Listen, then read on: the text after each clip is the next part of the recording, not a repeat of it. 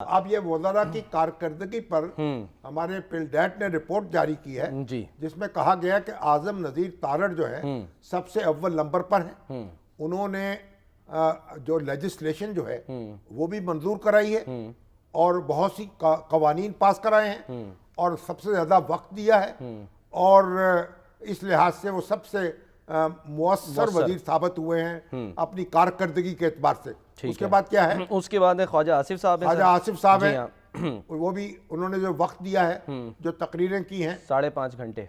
5.5 घंटे। उसके बाद उनके बाद हैं कैसर अहमद शेख साहब। कैसर अहमद शेख साहब हैं हमारे चनियोट के। हाँ जी। और ये समुद्री अमूर के वजीर है मेरा ख्याल है। सर फिर राना तनवीर हुसैन साहब हैं उनके बाद चौथे नंबर पे। इन्होंने कितना नंबर दिए? कितने? चौथा नंबर है ना सर? चौथा नंबर है। हाँ। जो सेनेट और कार्रवाई में शरीक रहे। हाँ जी।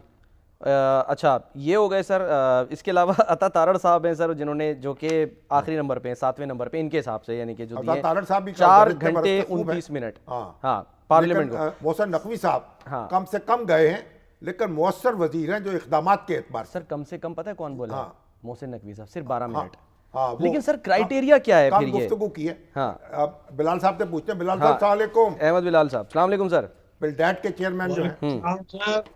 जनाब ये आपने वज़रा की कारकर्दगी की रिपोर्ट तो जारी कर दी, ये सिर्फ हाजिरी है और उनकी जो वहाँ स्पीच और उनकी जो तकरीरें हैं उन्हीं को मयार बनाया आपने? बहुत शुक्रिया। देखिए ये तो दो बातें हैं, इसके अलावा 2-3 और चीजें भी हैं। हाँ जी। अच्छा। मसल किस आदमी ने कितने पोर्टफोलियोज को केटर किया है या उसकी जिम्मेदारियां संभाली है, ये भी एक उसके अंदर एक फैक्टर था।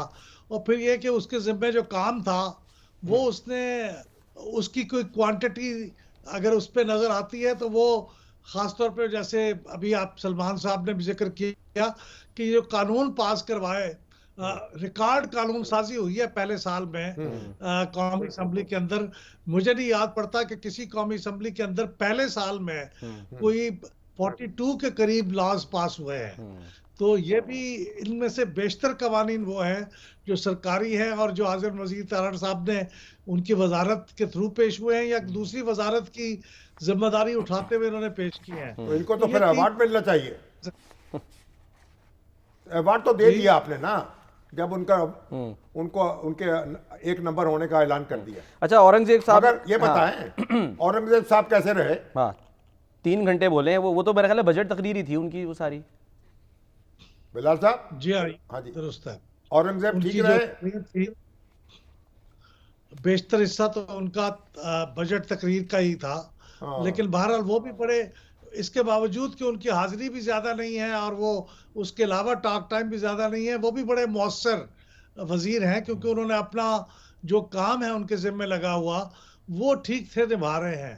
वो IMF के साथ डीलिंग्स का मामला हो या जो पब्लिक के साथ या मुख्तलिफ इदारों के साथ जो इकोनॉमिक अफेयर्स हैं उनके बारे में जो इस तरह से डील करते हैं, वो भी अपने मामले को ठीक से निभा रहे हैं। लेकिन अटेंडेंस और टॉक टाइम उनका भी बहुत ज्यादा नहीं है। मोहसिन नकवी का भी नहीं है, वो तो कम है लेकिन काम बहुत किया है उनकी है।